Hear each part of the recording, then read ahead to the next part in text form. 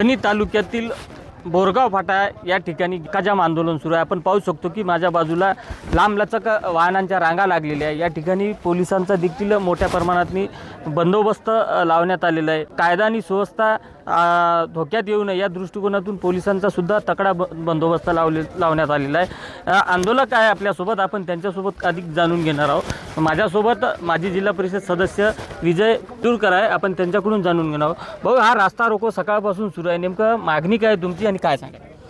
आमची मागणी ही आहे की या रस्त्यावरून वेकोलीच्या कोलगाव, पैनगंगा, मुंगोली या खाणीची कोळसा वाहतूक टार्पोलिन न झाकता नियमबाह्य पद्धतीने CPCB, MPCB आणि जिल्हा वाहतूक अधिकारी DGMS यांनी जे काही रूल अँड रेग्युलेशन त्यांना लिखित दिले, ज्याच्यावरच्या त्यांना परवानगी मिळाली आहे, त्याची अंमलबजावणी न केल्यामुळे आमच्या शेताचं नुकसान होते, शेतपिकाचं नुकसान होते। त्याच्यासाठी आम्हाला जे उत्पन्न होते आणि बाजारभाव आहे यानुसार आम्हाला या ठिकाणी भरपाई देण्यात यावी, यासाठी आमचं सकाळपासून या ठिकाणी रस्ता रोको आंदोलन आहे।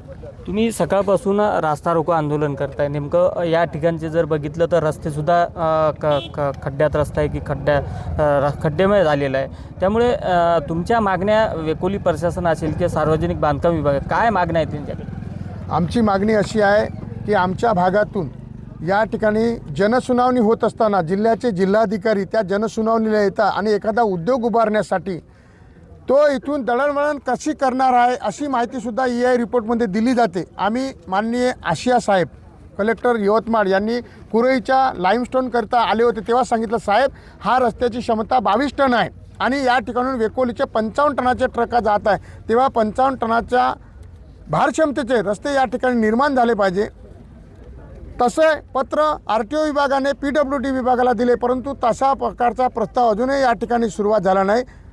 आम्ही जिल्ह्यामध्ये जे काही शासनाचा मापदंड आहे की उमरखेड दारवा दिग्रेसाठी तेच मापदंड आहे आणि वनी विभागासाठी तेच आहे, म्हणून या ठिकाणी 50 टनाची वाहतूक लक्षात घेता इथं 50 कोटी रुपये प्रति किलोमीटर जरी लागत असेल तरी दिले पाहिजे, कारण 50 कोटीच्या 1000 पट आमचा निधी, खनिकर्माचा निधी हा राज्य सरकारला जातो, म्हणून हा रस्ता 50 टनाचा निर्माण करण्यात यावा।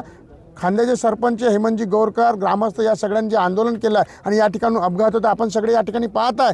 3 फूट आणि 20 फुटाचे लांब रुंद या ठिकाणी खड्डे पडले। इथल्या रस्त्यावरून विद्यार्थ्यांनी, बैलगाडीधारक शेतकऱ्यांनी, इथल्या आजारी रुग्णांनी, दैनंदिन प्रवाशांनी या ठिकाणी संध्याकाळची हमी नाही आहे, जिवंत घरी येणार की नाही, तर अशा परिस्थितीतून जगायचं कसं, मरायचं का काय असा प्रश्न घेऊन आज आम्ही या ठिकाणी रस्ता रोको आंदोलन करतो। आमच्या प्रदूषणाच्या नुकसानीमुळे भरपाई आणि रस्ता 50 टनाच्या नुसार या ठिकाणी भारक्षमतेपर्यंत भरावा, हे प्रमुख आमच्या 2 मागण्या आहेत।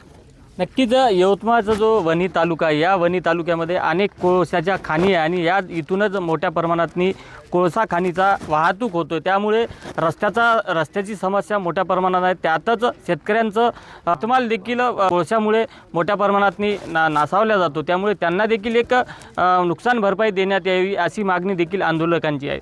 संजय राठोड, साम TV न्यूज, वणी, यवतमाळ।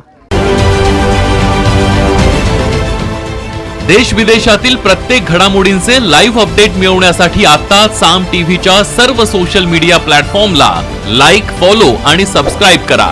तसंच सर्व नोटिफिकेशनसाठी बेल आयकॉन प्रेस करायला विसरू नका।